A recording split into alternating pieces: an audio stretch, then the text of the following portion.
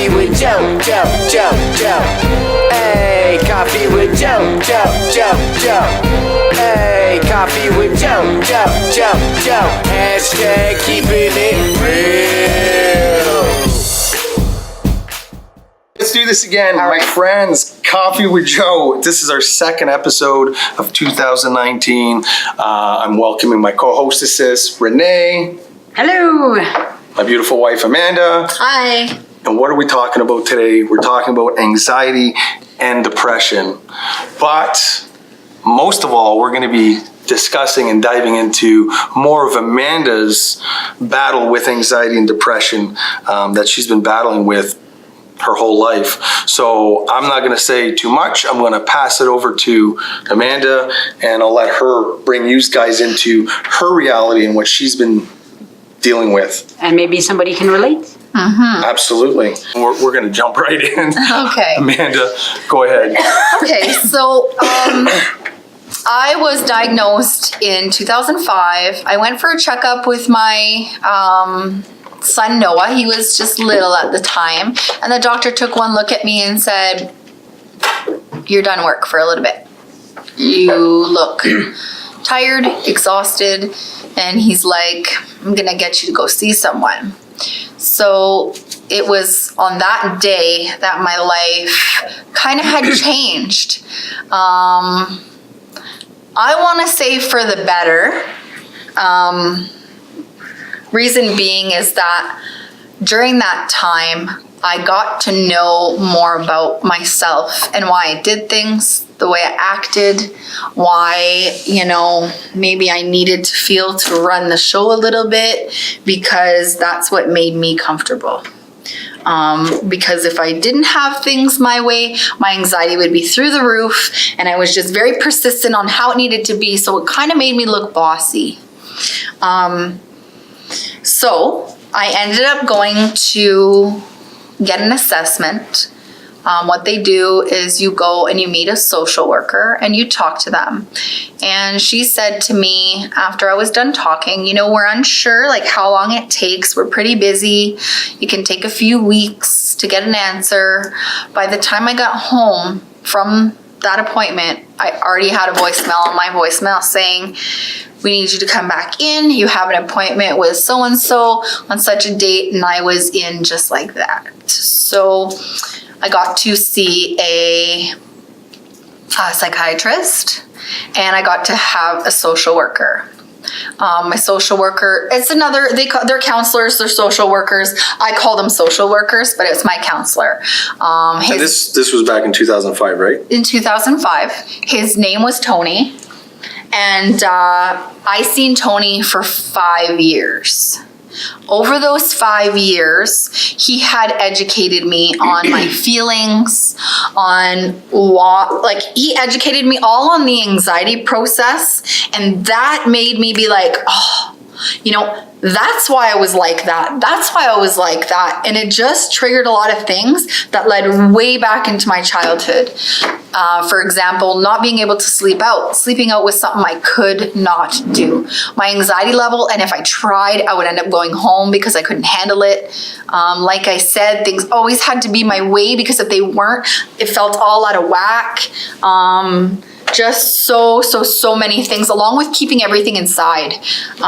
You keep it in a nice wall to protect yourself, and that's what I did. And back then, you wouldn't have known what you were dealing with. No, right? I didn't. I didn't. I just thought I was like mommy and daddy's girl, and I didn't want to leave home. I always wanted to be with them, and I thought that's what it was, and I thought I was a big baby. But you weren't. No. Not knowing what you know now. Not knowing what I know now. What I know now leads into a lot of things. So it just let me know as to what I was feeling when I was younger. So I realized I've had it my whole life. So going forward, I did 5 years of it, and along those 5 years of counseling and with the psychiatrist, they wanted our talking wasn't working. Like, it wasn't getting me where they wanted to see me. So they said they wanted to put me on medication. And I wasn't for that. I didn't feel, first of all, I didn't feel I needed to go see someone. I'm not crazy. I don't need to see someone. But unfortunately, that is where I was in my mind at the time, but that's not how it is. Yeah, and I can speak for this because we're married, right? You have to understand that she wasn't diagnosed until she was 22 years old, after Noah was born. Yeah. Right? So 22, 23, around that age anyways. Mm-hmm. So even as I can tell you that my maturity from 22 to 36 is completely different. I see the world completely different than when I did when I was 21, 22. And even when she was going through it and going through counseling, I personally didn't even understand what anxiety was. And I had the same mentality, I think, as a lot of people, which is like, come on, get the fuck over it. You know what I mean? And it's not to be rude. It's not to be rude. It's just, that's how it was, right? So, yes. And that was a lot of things. For a lot of things. Yeah. But with that, That was back in my 20s, though. Like, I mean, we went through a lot together because, I want to say I was a little controlling. I needed to have things my way because that's what made me feel better. absolutely. And I am so happy, he stuck with me and grew with me because honestly, I don't know how many people would have stuck by me at that point. My friends, the things that we go through, and again, like this, we're talking about early 20s. We got married at a young age. We were 21 when we got married, or 21, 21. And then 22 when we had Noah. And I always say you got to tune the background noise out. And it's taken me a long time to do that. I mean, I didn't really apply that until I was like 29, 30, honestly. When we said, that's it, we're going to jump into business for ourselves, that's when I was able to tune the background noise, out. But you're always going to have people talking, and even with us in our relationship, and it's evolved and growing, and people not understanding. It's really trying to reach you guys to make you understand anxiety, depression, and how it works. And honestly, like, my friends, my coworkers couldn't understand, right? Again, when I said to get over it, that's the comments that I was getting from friends and coworkers. Well, come on, she should just be able to get over it. It ain't that easy. And this is what Amanda's trying to... Yeah, it's not. And I was very fortunate that Tony, who was my counselor, social worker for the 5 years, he brought Joe in on many occasions to bring him in on what we're discussing, on what's going on with me, what he can do to help, and why I'm doing and feeling the way I've been feeling, and how he can help me. And that helped so much. Joe is so understanding. The person you see with the big heart and the compassion, that's exactly what he is for me. He is like my rock. I appreciate it. He's my rock. He helps me every time I need it. So going forward from that, because I kind of haven't even really wet my feet yet with you guys about what's going on. I'm slowly getting there. I'm sorry for the slowness. It's just really difficult to talk about. It takes time, because I've never done this, let alone do it in front of a camera, in front of all of you, and in front of all of you who are going to be seeing this. Take your time. So I learned so much, but it's really hard to apply it if you're not in that mindset yet. So like I had mentioned, the doctor wanted to put me on meds because I wasn't where he wanted me to be at the time, and I was totally against it. So we tried a little longer, and he said, we're not going anywhere. We need to try something else. So we did. I went to see my psychiatrist, which they worked hand in hand together. And she put me on a regimen of medication. And I was fortunate enough to not have to play the what pill works for me game. I was fortunate enough to get the one to work for me right off the bat. And with that, I was able to see why I was feeling that way and try my best with the tools they taught me on how to move forward. Let me tell you, I didn't leave my house for 3 years. Wow. At one point. That's for real. I only left it if Joe took me. Like I said, he's my rock, and I couldn't leave the house without him. It's like that even today, like with things that go on. He's my rock. He makes me be able to do what I do. Support. And function, because you know what? He doesn't judge me. And I hope to all of you, you can find someone like him, whether it be a spouse, a partner, or even a friend or family member who can get you and support you like he does for me. And if anybody doesn't have that, or they want to reach out to me, please hit me up on Amanda Lachance on Facebook, and I'm more than happy to talk to you. So like I was saying, I didn't leave the house for 3 years. And in those 3 years, there even came a point when Joe was working, that when Haley was born, that he would go to work. So I would wake up and I would act like everything's fine. I'd get the kids ready. By the time, get the kids ready, send Noah off to daycare at the time, because we were trying to get him into getting school ready. So we put him in daycare to be able to be social, because he stayed home with me the whole time. And so he was in daycare. So I would get up, get him off, be with Haley. And when she would be napping, I would be sleeping. When she was awake, if she was content, I was sleeping. I only woke to do her needs. Like if she was crying, I consoled her. I did something else, put a movie on, put her in her exerciser. But my life, unfortunately, for a little bit, was sleeping. I was the anxiety had just consumed me so much that you put up a big wall, and you just draw into yourself. So I drawn in so much, I was in a depression. So all I did was sleep. Joe would come home for lunch. I'd wake up, make his lunch, act like everything was fine. He'd leave. I'd tend to the baby, do what she needed to do so she was content, and back to bed I went. 5-10 minutes before Joe would come home at 5 o'clock, I'd get up, tidy up the house a little bit, run upstairs, throw some clothes on, brush my teeth, throw on some makeup, and act like I was that all day. I was the model mother. I was the model wife. Look, got the kids ready. I made your lunch, and I'm here ready for me to make dinner for you. But that wasn't the truth at all. That went on for a while. And For a long while. I hid it. And I'm not proud of it, because I wasn't there. Maybe I missed out on some, bonding time when your child is a baby, because I just slept. And I didn't do anything else. And then one day, everything came to a head. And I just had enough. I broke down, and I told Joe that that's what I've been doing. So he helped me from there.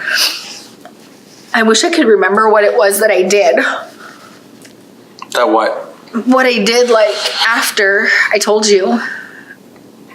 See, and this is something too, that with anxiety, when bad things happen, I put them way deep into the thought bank, and they stay there. They don't come out.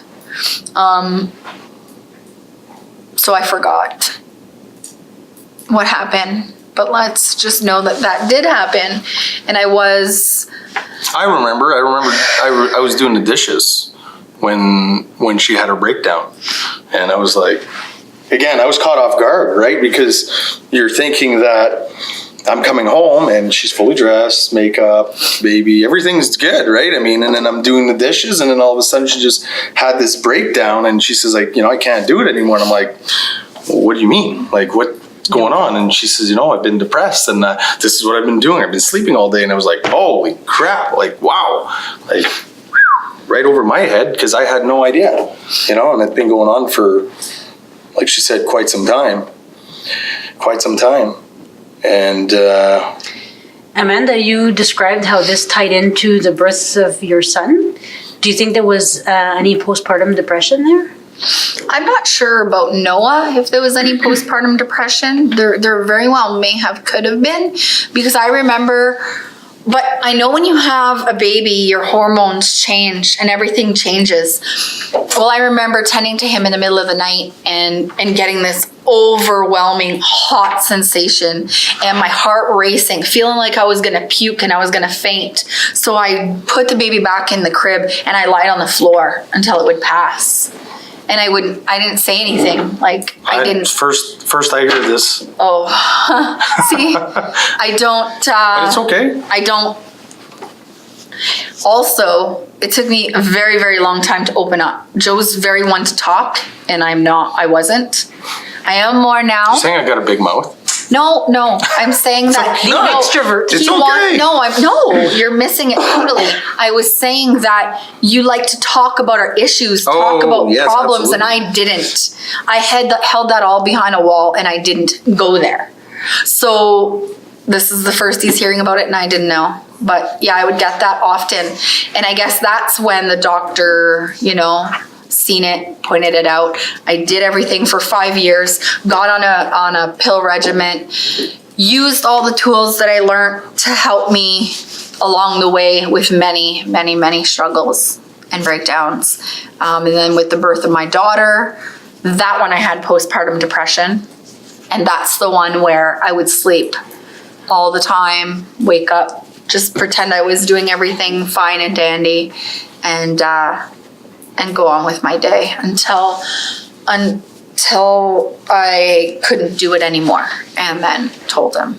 So it's hard to kind of get into things. I kind of feel like I'm rambling and not really getting into anything important. Well, I'm going to ask you a question.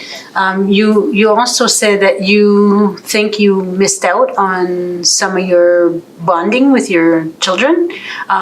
Is there anything else you feel you've missed out on?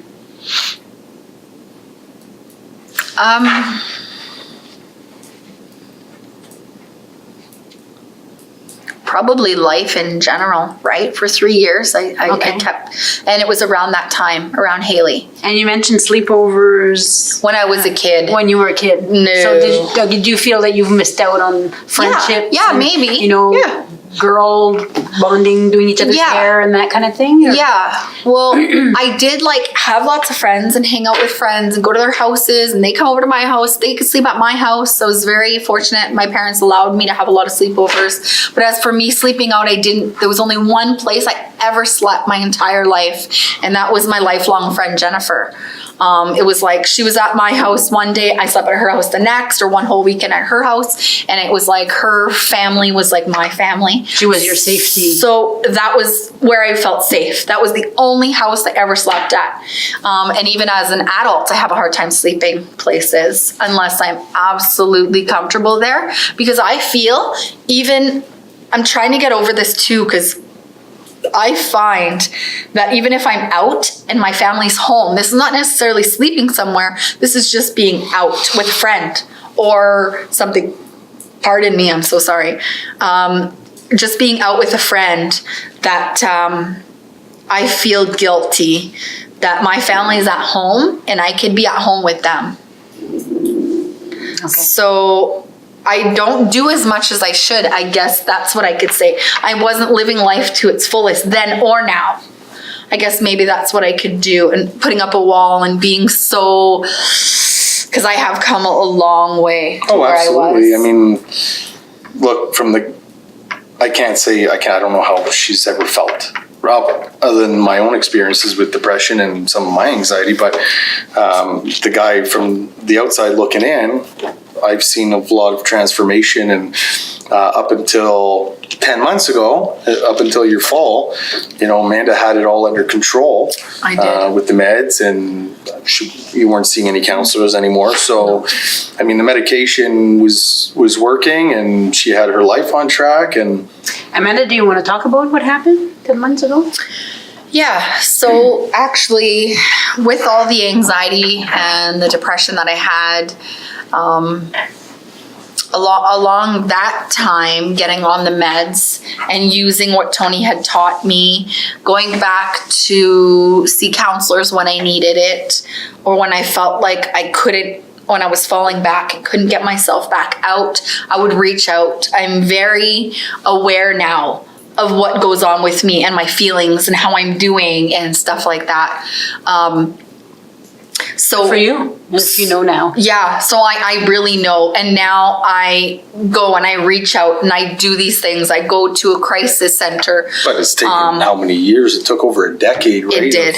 Of counseling and really, look, at the end of the day, you can, as a consultant and any professional, can give you all the tools in the world to get better. But if you don't work on it, then you're never gonna get And that's better. exactly it. Like, but sometimes people are so deep down. Yeah. It took me 5 years to get out. I seen Tony for 5 years straight on a weekly basis.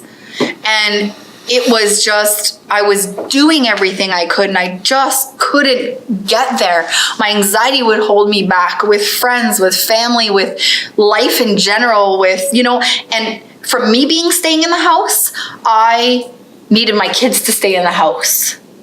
And Joe would be like, it's okay, let them outside. Well, I can't have their friends in the house. My house is my sacred space. That's my comfort zone. So to bring these people in my home and have them playing or making a mess that was a huge thing for me to get over as well. It is something that I did work through. I did, let, I guess you could say, the leash go a little bit and let the kids go play outside with their friends, have their friends come in. I would even find myself, saying no first, because that was my instinct right away, no. But then I think about it, or he'll be like, babe, come, why not? And I didn't have a reason why not, other than they're kind of like invading Your safe space. my safe space. Exactly. Everybody has something that's their safe space, whether it be your house, your room, wherever makes you feel the comfortablest. If people are intruding on that, it shoots up your anxiety. Because and that's the other thing, like being the consultant, anxiety comes in all shapes and different forms, right? Mm-hmm. So we're talking severe anxiety, like general anxieties. You've been diagnosed with general anxiety disorder, you're going to have that for the rest of your life. So they say, right? Yeah. So the professionals say. Maybe you can touch on the anxiety and the different levels of anxiety that, because I have anxiety, but nowhere near the same level as her. It's like, we'll say fear of death. Well, my anxiety gets shot up. And for me, it's funny because for me, death doesn't bother me. And I've never been one of those. My anxiety and depression, up until March 13th, 2018, has never brought me to the dark place where I wanted to kill myself. It's never brought me there. It has probably for some of our viewers. Mm-hmm. So it's important to talk about it. Yeah. Good for you if it didn't bring you there. It didn't up to that point, because I had a lot of help, and I did just stick to myself a lot. Saying I'll make plans with friends, never following through. Needing my safe space to be my safe place, needing it to be ran the way I needed it to be ran. I was one of those people who wanted the help. Like, let's just say for something around the house. But then when they were doing it, I was nitpicking how they were doing it because it wasn't the way I wanted it done. And that's the way it made me feel comfortable and made me feel safe. And I had to relinquish that. And you helped me relinquish that too. Because you know what? When you're sitting there and you want help and they're helping you and you're nitpicking how they're helping, they're like, well, I ain't freaking helping you. Okay, I mean, at the end of the day, right? It's like, I understand you want help. I'm helping, but it's not your way, but I'm still helping. What was it? Jalapeno poppers. Wait, we got to go with that. Oh, come on. Listen. Jalapeno poppers. This was just a few weeks ago, guys. I'm telling you. Listen, I wasn't cutting the jalapenos her way, and she's like, you got to cut them this way. And I'm like, look, I'm going to cut them my way, or you're going to have to be able to do it yourself, right? He's not funny. I am funny. That's not funny. It's not funny to say that he's not it was funny. all, yeah, it was all in the way I was kind of, I'm like, you know, all dainty. She's like, no, you gotta grab him and hold him like this. And I'm like, I can't do that. But for her, she was like, you're not doing it right. And I'm like, yes, I am. I'm still cutting it down the middle. I'm just not holding it the way she does it. And or maybe, I don't know, like, I don't know what it was. Maybe a little bit of OCD. Yes, I have a lot of OCD actually. So going forward, and I keep talking about March 13th because everything was not perfect. I wish my life could be perfect, but it was well on its way of doing really, really good. And I was happy and I was content. You know what? And actually on that day, I was a little down. And sometimes I just don't know. Sometimes with the anxiety and depression, you feel like something is wrong, but you don't know what it is. You feel worried. You don't know why you're worried. Just simple things, even conversations can shoot your anxiety up. Well, I was having a down day. I wasn't angry. I wasn't upset. I was just sad. So me and Joe, we were at Walmart and we decided that we were going to get gift cards and we were just going to randomly hand them out to people. So that was really exciting and that was really happy. You know, How sweet. yeah, we gave some to a senior man when he was paying. I seen a mother with diapers and milk in her cart, and just, you know, that $20 was just that her face was like, oh my goodness, or just to a random anybody. Even the Walmart workers were like, What are you doing? what are you doing? What is she doing? What is she doing? What? Did she just do that? She's all, everybody was Yeah, freaking out. It was nice. Everybody was freaking out. And that's not the first time we did it. No. We would do it at Tim Hortons, just hand out Tim Hortons gift cards just to make people feel good. Maybe they're Smile. having a bad day. Make them smile. You know, that tells me a lot about your heart, your big heart. You know, it really does. No, I mean, I'm talking about both of you. we really, I wear my heart on my sleeve, and I think we do have big hearts. And we don't talk about our companies on the show. I try not to, but I keep saying this, we are a business with a purpose. Mm-hmm. Okay. We have a purpose behind our businesses. And I've said this from day one. The more we grow, the more we can give back to our community and our communities, surrounding communities that support us. And that's exactly what we've done. As far as, you know, sponsoring and donating for charities and sports and education. And, you know, like that day, March 13th, we went and, you know, dropped a couple $100 in gift cards, handed them out, and then We're walking outside and everything was good, and we're talking, and then all of a sudden Joe said I wasn't there. And I was like, what? Because what happened is we were walking and it was blowing snow, and that part of the entrance, so there's the two entrances, we were at the food entrance. Well, when we were leaving there, it wasn't cleaned. So there was like a layer of slush and snow, and I was walking and my feet just slipped out right out from under me, and I felt like a tree. I didn't fall on my hip or my elbow or my hands. Like it went, I'm walking and I went flat on my back, hit the back of my head. It bounced up, smacked the back of my head again, and up again it went. And I lied there. And I was in like instant excruciating pain. Like my neck hurt. I had such a bad headache, and you know, I was in shock. And Joe's like, just lie there. And I'm like, no way. You know, that's all I need are people to rush to me, because that's one thing I don't do, is I don't like to be the center of attention. So I needed to get up as fast as I could, and I'm trying to walk back to the vehicle, and I just couldn't handle the pain, and I just kind of like fell into Joe's arms and cried, and he's like, babe, we need to go report this. So we did. We went inside and we told them what happened, and you know, they got some peas for the back of my head, and they offered me something to drink, and they were very kind. So we did report it. I did go home. I ended up going to Emerge though to get checked, and I was diagnosed with a concussion. and whiplash. And Fast forward 10 months later. March 13th was life-changing. It was one of the most awfulest days I've ever had.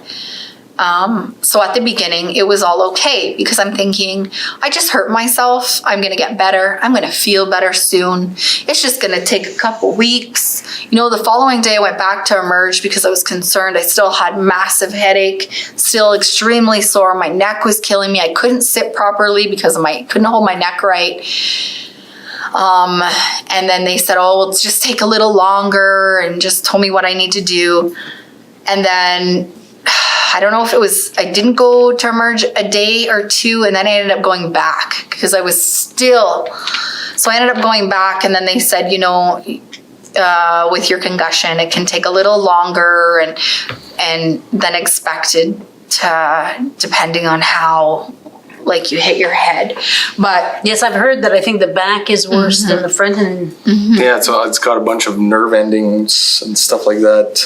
and it's kind of like where it connects, right? there we go. We seen that earlier. So I hit like the back part. I want to say probably this bone here. so, yeah. Yeah, like this back Oh, part back here. right here. And so as time passed, I wasn't getting better. I was going to the doctor. My anxiety got worse. Like, I had it, you know, under control. Like, I wasn't anxiety attack free or anything, but I was in a really good place and I was happy. But with this, all that went away. I was having a hard time struggling to be happy, to be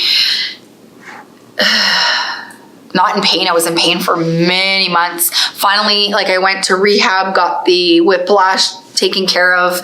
But as for the head, there's nothing really you can do for that. They just keep telling me it takes time, it takes time, it You takes gotta time. rest. Well, you know, It's been 10 months. And it's been 10 months and my anxiety is through the roof. I'm back at like an 11, never mind a 10.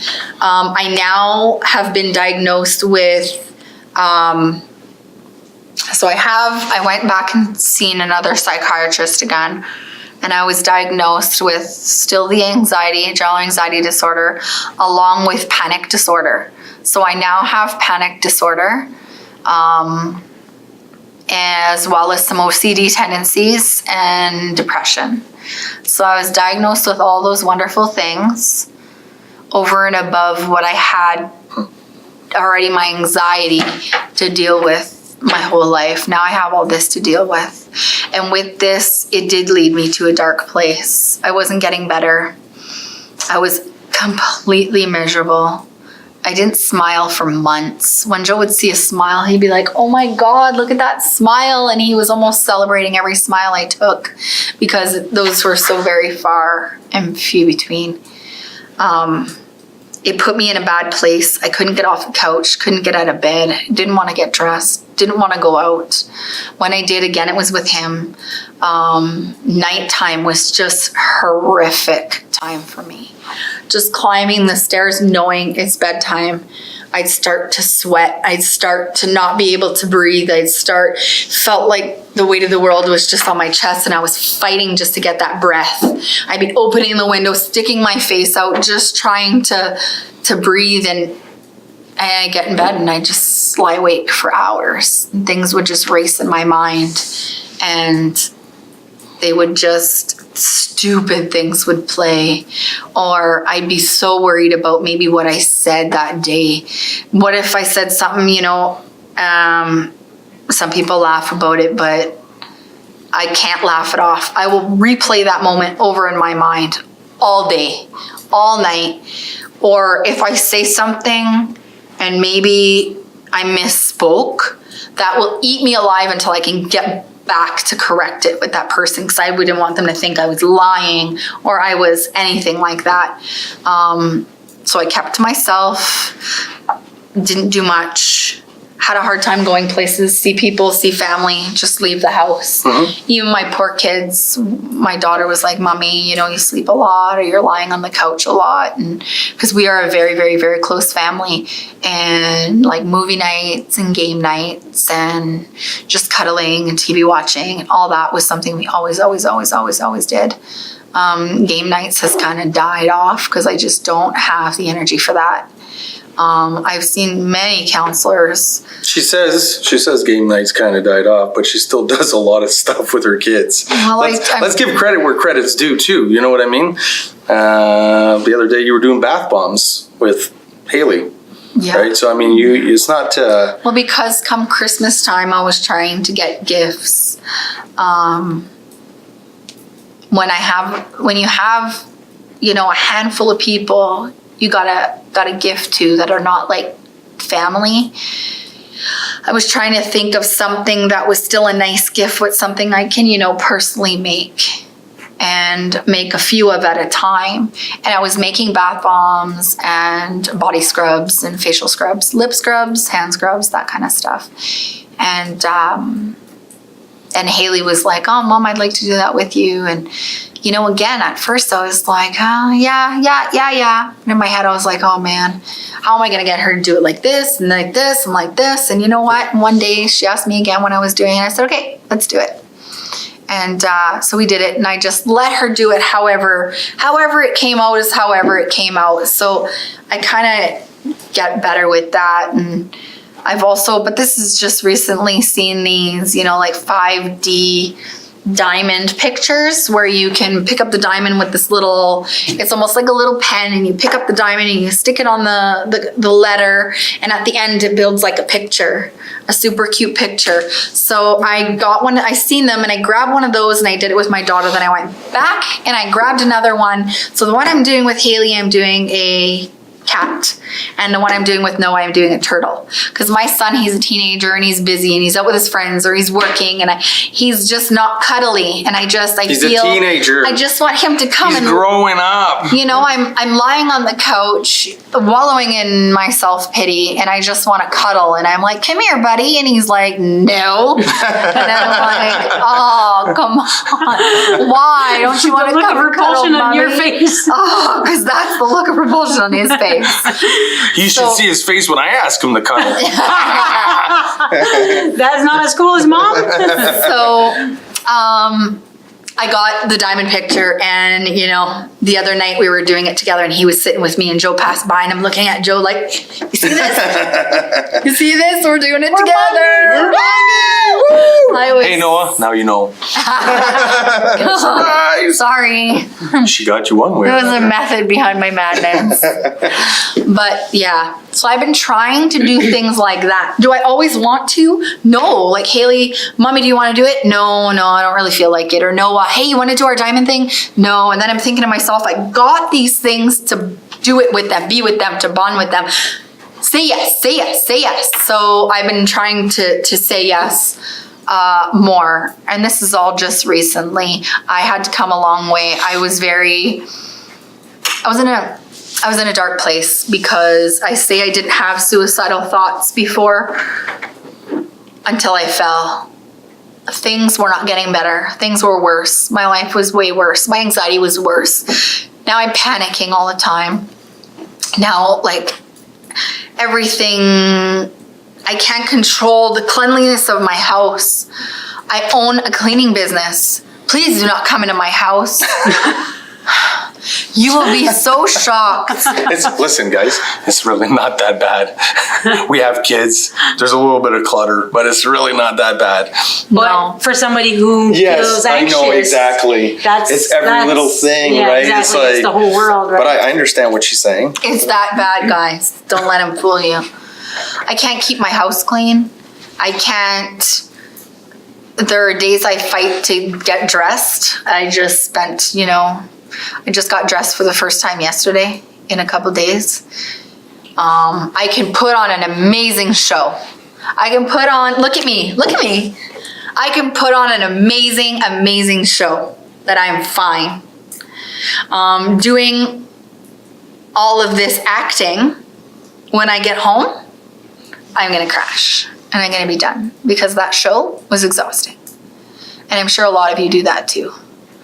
We all put on, People a say show. that they fake it till they make it. and that's exactly it. But Amanda, you're saying, sorry. Go ahead. Amanda, you're saying, like, I'm sure a lot of you feel that too.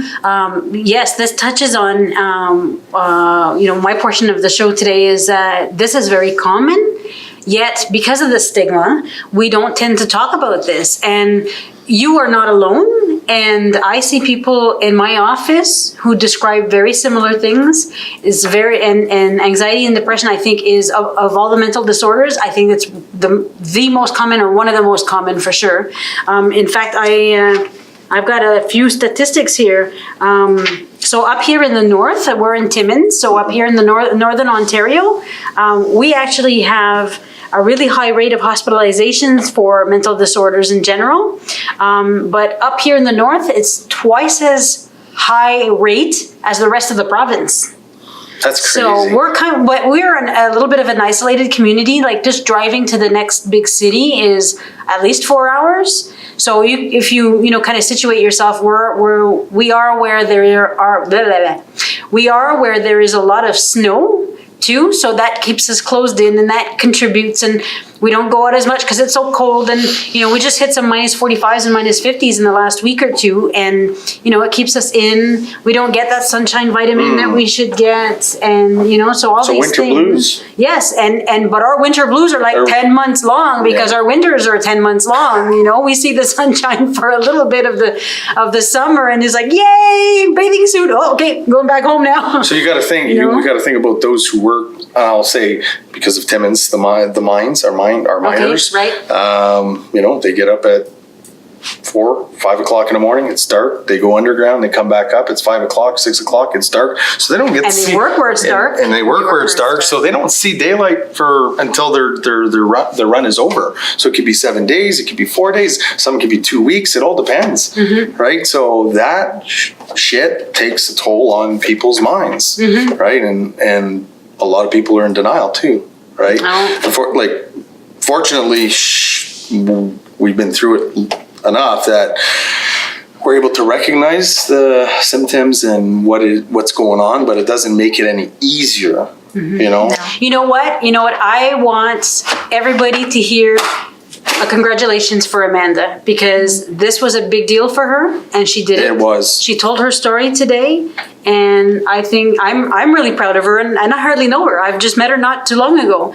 I'm really proud of you, and I think that's really great that you're doing exactly what's going to help as you're confronting your fears. Yes. You mentioned the fear of the cameras. You mentioned having trouble opening up and telling your story, and you did that. You did this today. Yeah. So good for you. I find I still didn't, get in as much as. But you don't have to do everything in No.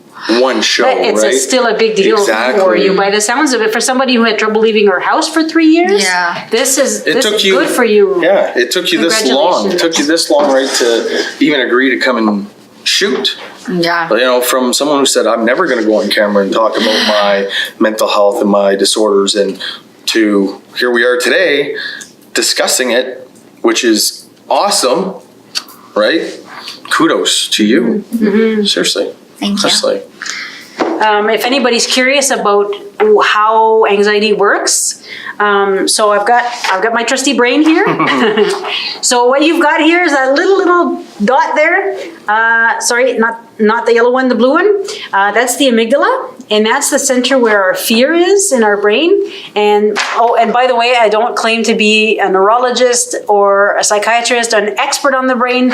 This is just the simple model I was able to find to show that sense of fear that gets out of control, which is characteristic of people with anxiety, kind of hijacks the rest of your brain. So, the rest of your brain, especially in the front here, the brain is where you've got your logic and your planning and your judgment.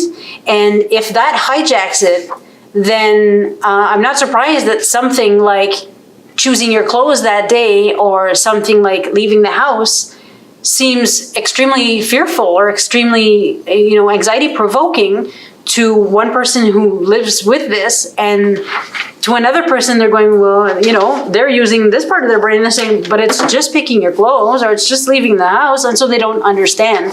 Well, that's because, you know, they don't necessarily have that hijack themselves. And then plus you mentioned a fall. So she and I have talked about this before.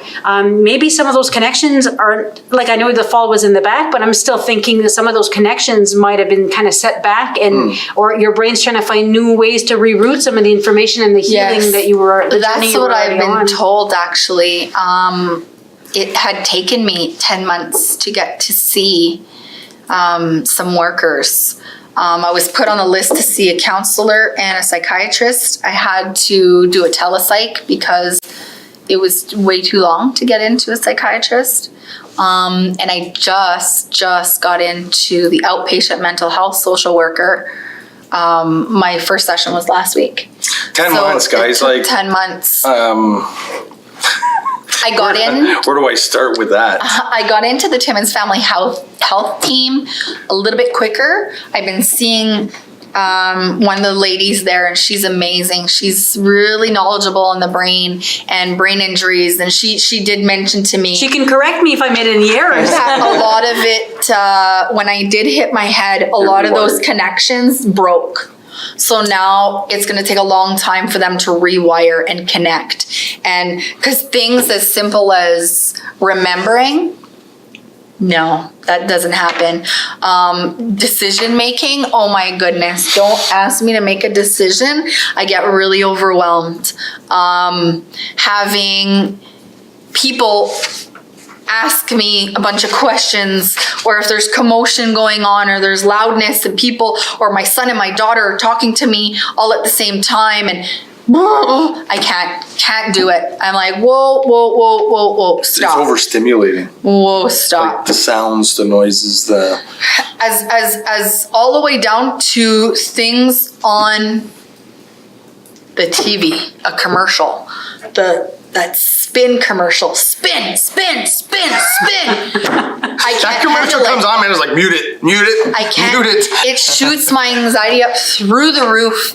I go like, you know, as silly as this may sound, it's anything to keep that anxiety from overflowing. I plug my ears and I just start humming to myself until that commercial's over. Or if Joe's near the remote, I'll be like, mute it. Like, really, as you know, as some of you may say that's silly, but to someone who can't handle that. Yeah, exactly. I was going to say, but that's your reality. It's not silly. It really isn't. No. So Amanda, why don't you tell us, so let's go with your example of the commercial of the spinning. So spin, and then what goes through your mind? What are you telling yourself about the spinning, and why does it invoke fear in you? I don't think it's anything to do with the spinning.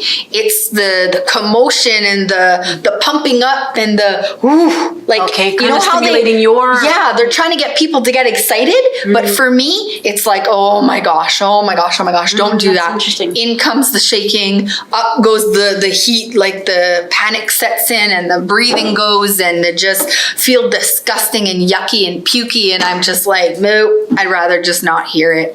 That's you guys ever felt that way? I mean, it's real. And I like what you're describing too. You're touching on those symptoms, right? Some people have the shortness of breath. Some people have just that shaky feeling. I've had some people tell me it's in their stomach that they feel it. They might feel a ball in their stomach, or butterflies in their stomach, or just pain. It just hurts in their stomach. The trembling, there's trouble sleeping, the racing thoughts, and I think you've touched a little bit on all of that. The racing thoughts. That's something I have. Tell us about that. All the time, like racing thoughts. Just today or last night, I mentioned something to someone and I'm like, oh my gosh, should I have said that? Like, it was to someone, it was okay to tell, like that was the person that should know, but like, should I have said that? Like, do they know that this is not, I'm not just going to turn around and tell everybody what I just said. So you were kind of second guessing yourself? Oh my gosh, it ate me alive. I woke up this morning and I couldn't fall back asleep because I was wondering what she's thinking if I said the wrong thing. Oh, just something as simple as that. Just couldn't handle it. I ran downstairs, I took my shower. I had my towel on my head and my panties on, and I'm running downstairs hoping nobody's around, and I grab my phone and I go upstairs, and I had to fix it. I had to get, I told you because you're the person who's supposed to know. I didn't, I don't tell everybody. Confidentiality is huge with me. Most of the time when someone talks to me, the buck stops with me. Just as I hope when I talk to others that it stops with them. Unfortunately, this is going to keep going all over the internet and the world. But That's okay though, because we're bringing awareness, right? This is not one of the things that need to be kept quiet. But I'm just giving you an example of something as silly as saying something can torment someone until they fix it. Oh, absolutely. I was tormented until I fixed it, and then I felt better. Not a whole lot better. So for me, music is my medicine. Music makes me feel good. On went something that really resonates with me, and I listen to it over and over. Changed to another song that really resonates with me. I played that one over and over. So I did a total of 3, and then I felt great. I'm like, hey, Joe, let's go.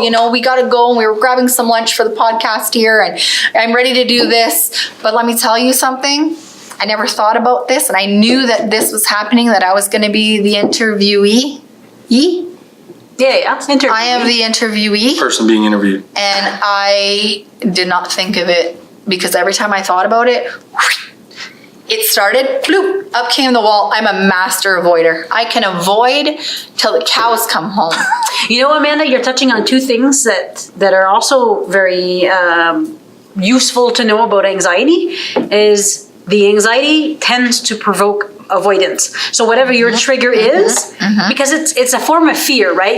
You're anticipating that something's going to happen that is fearful to you. Now, maybe not fearful to others, but fearful to you, right?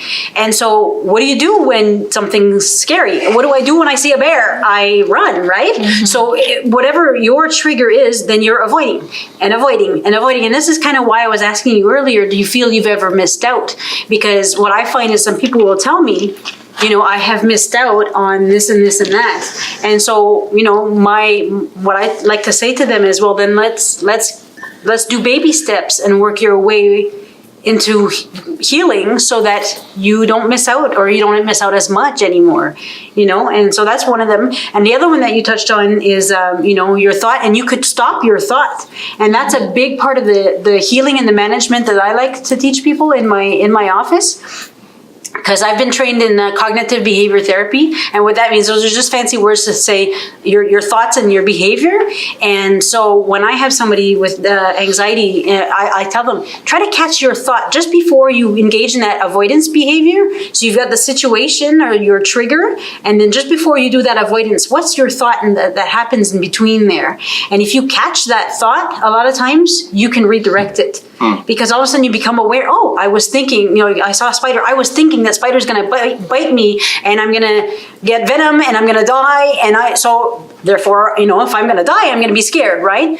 But if you catch your thoughts first and say, I was thinking venom and death, well, no wonder you're scared, no wonder you want to avoid. But if you catch your thought and you redirect it and go, yeah, but really it's just a spider, and look, nobody else is panicking, I'll just avoid it, but I won't necessarily run in the other direction, then you're kind of controlling the feelings and the behavior that went along with the thought about the situation, right? So that hence the thoughts, the feelings and the behavior all tying in together. Yeah. So if anybody needs any support with that, that's one of the things that I do is I help with anxiety management.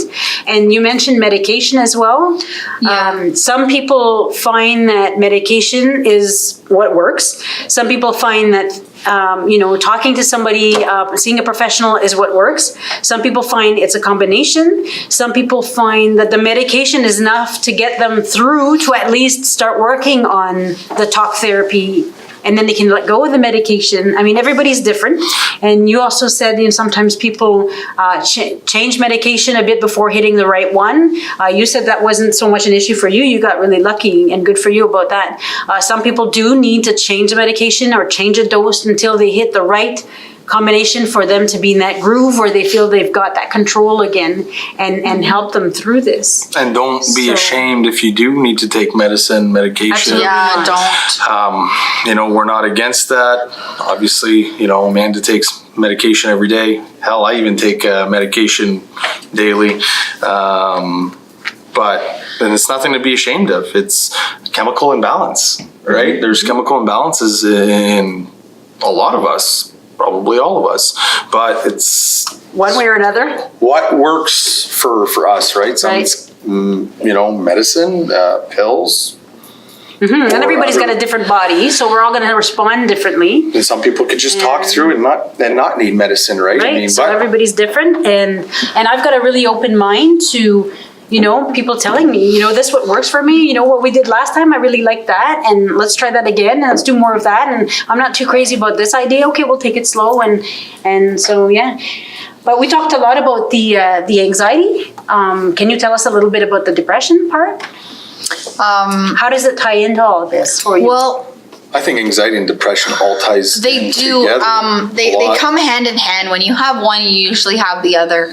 It's just to what degree that the depression takes hold of you first. Sometimes I was able to manage or try my bestest to manage my depression before my fall. So my depression lengths or how deep I got were a lot. At the end, after all the counseling and everything, and got me on the right path, and letting my family in, and allowing Joe in, and and I was able to control how in depth I was because of as much as I learned. It got me in touch with my body, so whether I allowed things to happen or not. But since my fall, unfortunately, I can't control that as much as I'd like to, or as much as I used to. So with that being said, with the anxiety, the depression, with my anxiety being through the roof, it makes me, then your thoughts come. Is this ever going to get better? Why am I still like this? Like, why do I feel like this? This is so stupid. I'm dumb, and my self-talk is horrific to myself. My self-talk is not the nicest thing. I'm sorry to hear that. And, it's not the nicest thing that I tell myself. So then you get down on yourself, and you feel like you're saying, you feel like you're stupid, you feel like you're useless, you feel like you're dumb, I feel vulnerable if I talk about it, so I don't talk about it, usually to anybody but Joe.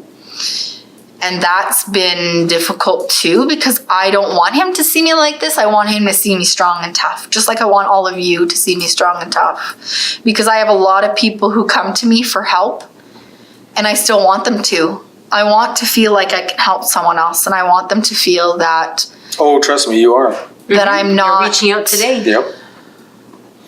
But I don't want them to be like, oh, look at all the issues she has, I shouldn't be going to her. And, so I'm kind of worried about that. But you are getting contacts from people, right? Yeah. People. So it's, again, where's the proof of your thought, right? Yeah. Your thought is, oh, nobody's going to talk to me, I've got issues. But you have mentioned before, and you have confirmed that some people do write to you and do come to you and can relate to you. And that's exactly, I guess, where the depression comes in.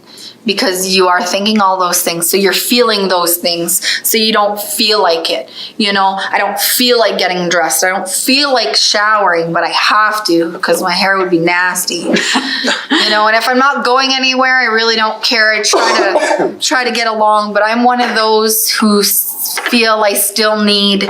Yes, I've been with him. It's going to be 20 years, May 18th, but I still feel I need to look my best for him all the time. All the time. So when I am, undressed, unmakeuped, unwashed, not doing anything. Do we want to go there? Not cleaning the house. Sexy. Not cleaning the house, not being able to function as a wife or a mother. And I'm just stuck lying on the couch and sleeping and all that. And that's where the depression comes. And my intrusive thoughts, I did have the dark ones where I wanted to end my life. I thought of how, this one was the worst. Some people are like, oh, it would just be easier if I was dead, But no, these went a little bit further to where I thought how I can do it. What would be the easiest?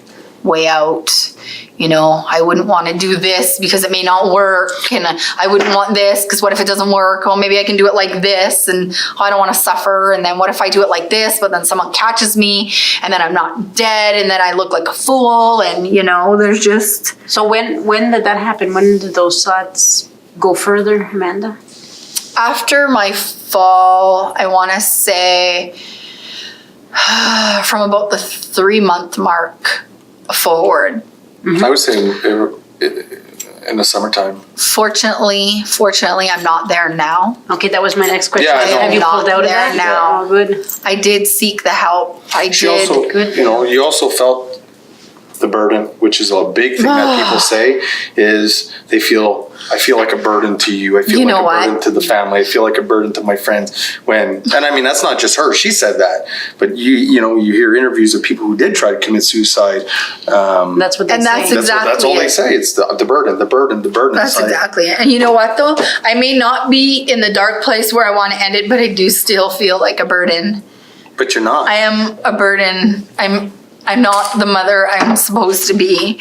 I'm not the wife I'm supposed to be. I don't take care of my house like I'm supposed to.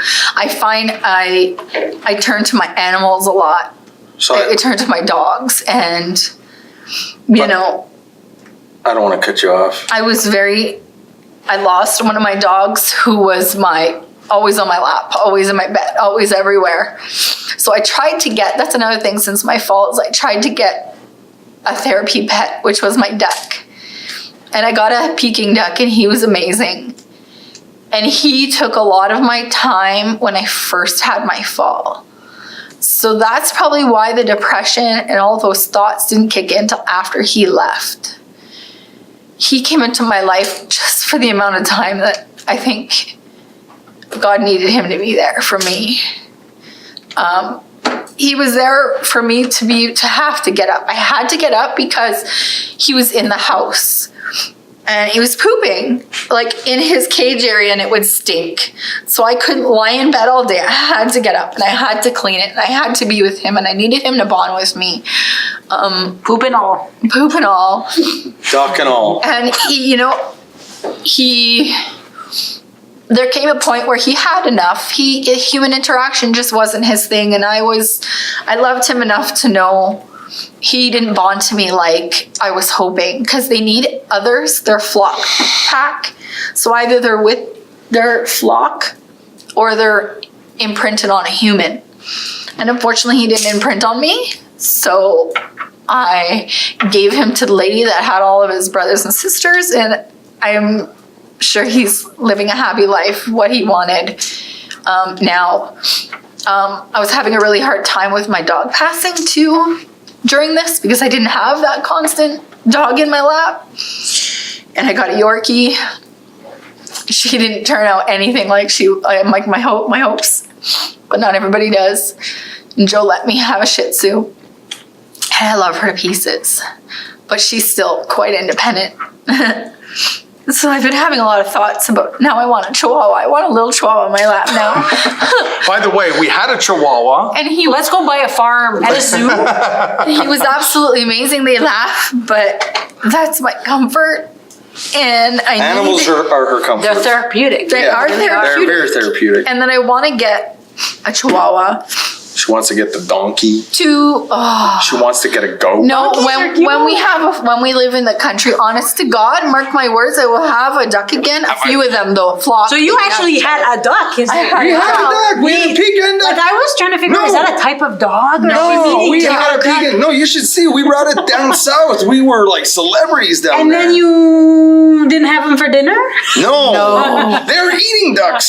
They're eating ducks because they grow so quickly, so fast. When I got him, he was like this, and when he went to his other home, he was this big. So I need, Massive. and my doctor put him as my therapy pet, so I can bring him absolutely everywhere. We brought him to the Bass Pro Shop. I'm telling you, we were like fucking celebrities. Pardon my That French. is not, yeah. No, it's all good. That is not why. Our man Nick is going to be able to edit that. That is not why I had the duck. It was not to be a celebrity. No, it wasn't. That was just a bonus. It wasn't to be a celebrity, but But- I mean, when you go into a place with a duck and 30 people surround you, That's exactly it. That was so difficult. Then I was thinking, did I make the right decision? Because for me, someone who doesn't want to be the center of attention, with that duck, I was center of attention and I hated it.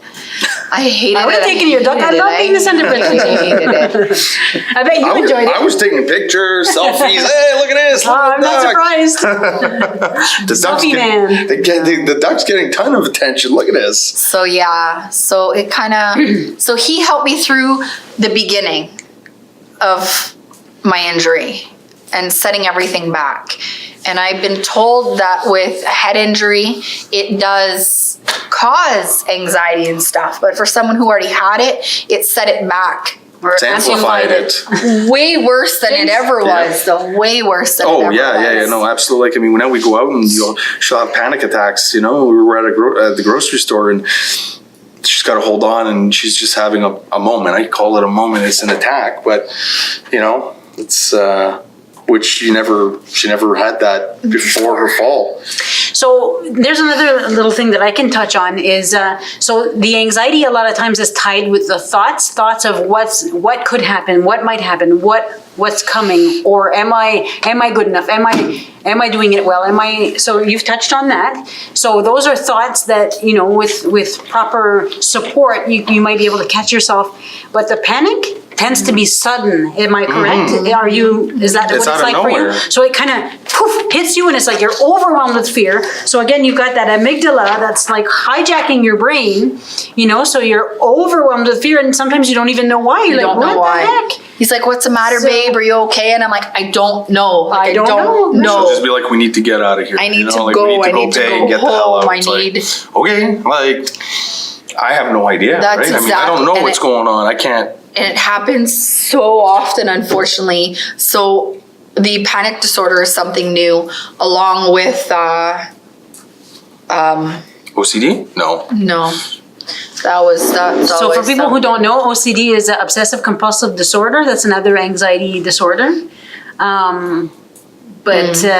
Yeah, I need to point out that sometimes people use it in everyday language, like, oh, I've got this and I've got that. OCD. But it Yeah. is really a disorder that Self-diagnosed, you can get diagnosed with Absolutely. or not. Yeah. And like you said, you can have tendencies for sure, especially if you're already prone to anxiety things, anxiety disorders. But that is a true diagnosis, and that really is like a loop in the brain. You're fixated on something, and it gets looped and looped and looped and repeats itself in your brain. And then the compulsion part is you have the compulsion to do something as your logic says to stop the loop. So, you know, and obsessed, like OCD doesn't always mean like doing something a certain amount of times. No. It could mean like this was here, and if somebody does this, I will go back like this. You know, it doesn't mean like I'll wash my hands 5 times or flick the light on and off. It well, just some people, means- that's what it is. Well, you know what- Absolutely, I've had that's clients what like it that, is. yeah. I'll give you an example. Just last night, playing cards with my daughter, she noticed what I was doing, and I kept placing the cards, and she's like, "You got OCD, right?" And I'm like, "What are you talking about?" She's like, "You keep placing the cards because every time they get out of place, I grab them and place them. Even though we were playing a game where you have to flip them and it's gonna get messy, but I kept grabbing them and placing them. And for me, that had to be, I don't know, it was too messy, right? I was like, yeah. But I mean, that's just to want things straight, to want things tidy does not automatically mean That you have obsessive OCD, no. So this is where getting a proper diagnosis is helpful. Yeah. Because you don't, you know, some people who are autistic are like that as well, you know, so they need things to be a certain way, a certain pattern, a certain, you know, you kind of flip it that way, don't flip it this way. And so that's where, you know, getting some professionals is useful. It's useful because, you know, you want to tease out what the proper diagnosis is, because if you don't have the proper diagnosis, you won't have the proper treatment and that kind of thing. And I mean, just because in this show we're talking about mental disorders too, we don't want to have everybody thinking they have everything as well. No. So we don't want that. We really want to just open up and talk about it and lift that stigma. But ultimately, like if you think you might have something, I know there's Dr. Google. People like to go on Google and diagnose themselves, but really, Or you're dying. ultimately, If you go on Google, you're dying. yeah, exactly. Like You got cancer, you're dying. People Dr. see Google the is worst case not scenarios. the And best. And that'll bring your anxiety up. And exactly, if you're prone to anxiety, that's what you're going to fixate on, right? So this is where a proper diagnosis is useful and a proper intervention after that. And that's exactly, I know, like my mind's all sketchy and I keep jumping all over, but back to being in the dark place. When I was there, I'm fortunate enough to know that. And I did go for help almost every time. So this part of your brain is getting strength again. That part of your brain that goes, I'm going to that dark place and I'm not going to let it get to me. For that, yes. I wish that would kick in more for my anxiety and my panic disorder. It It's doesn't. But with the dark place, I had Joe bring me, I'd wake up and I'd, be sitting there and all of a sudden, Kay, you got to take me to Emerge. We need to go to the crisis worker. And he's like, what? What's the matter? Like he didn't, But then when I went there and, when I start talking and then it all comes out and he's like, holy crap. Like he had no idea. And then, they were checking to see if I could keep the duck if they were admitting me. And, I was really worried about that because I didn't want to. I made sure that I didn't say things that would get me put in. There was another time when I went to the doctors and she's like, are you sure you don't need to go to MHU?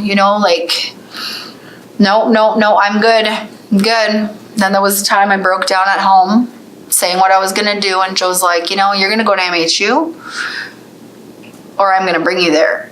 And I'm like, I'm going to hate you forever if you do that to me. And, it's just.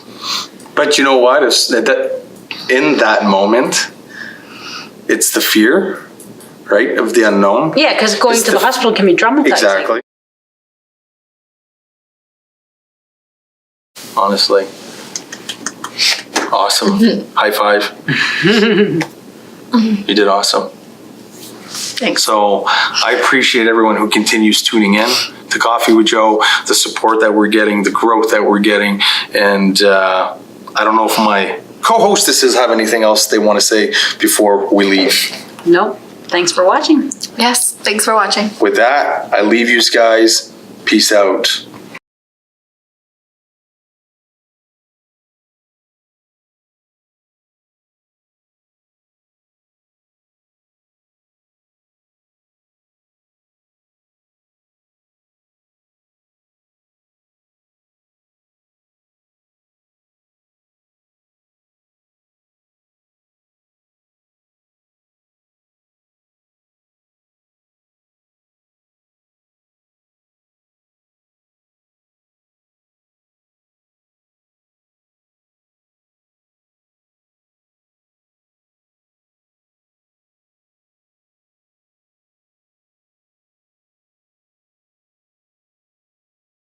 Hey, coffee with Joe. Hey, coffee with Joe. Hey, coffee with Joe. Hashtag keeping it real.